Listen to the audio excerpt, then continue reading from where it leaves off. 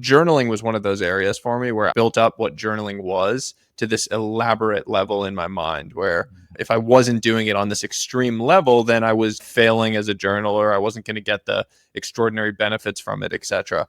And yet again, questioning that and asking, like, what am I actually seeking to do? What is the value of journaling in my life? For me, it's getting a few things off my brain, articulating a few things, forcing me to think a little bit more deeply about something. My actual journaling practice now on a daily basis is this, I call it the 1-1-1 method. I like at the end of the day, right before going to bed, I'll write down one win from the day. That's something that went well. One point of stress, tension, or anxiety, something that's nagging at me that I want to get off my brain onto the paper. And then one point of gratitude, something that I was grateful for during the course of the day. I do that. It takes, on an average day, probably 2 to 3 minutes. Yeah. And I get an enormous amount of value from it. It is one of those asymmetric things, like a tiny investment of time that has enormous positive impact on my life, on my well-being, on my ability to fall asleep at night.